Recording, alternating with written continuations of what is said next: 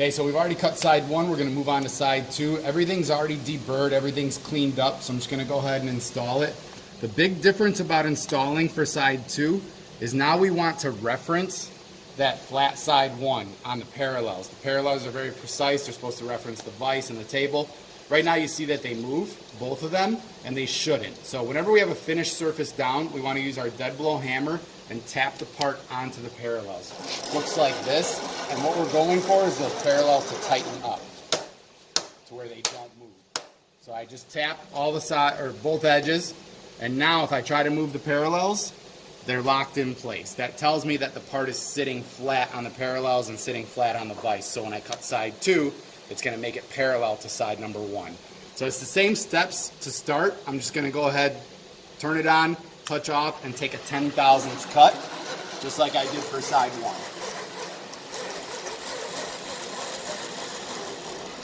So I'm going to go ahead and touch it off one more time.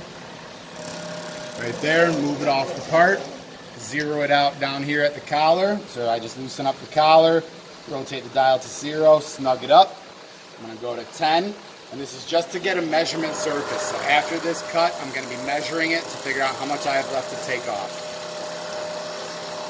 Okay, so one side two just has a 10/1000 cut on it. I'm going to measure the part. And if we look at our print, right now we're working on the thickness of the part. And so we're looking at this dimension right here, which is 1.45 of an inch. And so that's what I'm looking to make the piece. So I'm going to measure it over on this side. Make sure that it's fully seated. Okay, make sure that the caliper is fully seated on the part. And right now I'm at 1.484, which means I have 34 thousandths left to take.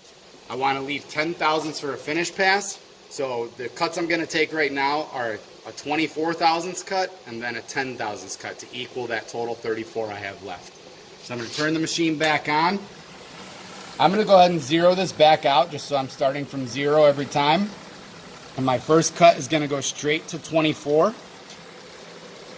I'm going to take this cut and then go to 34 to finish up the pass.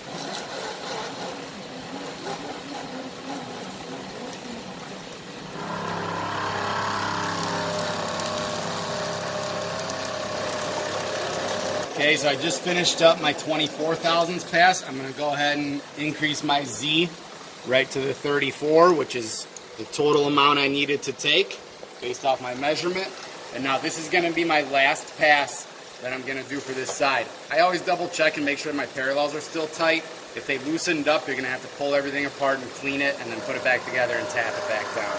But right now they're still tight, so I'm going to go ahead and keep this cut going.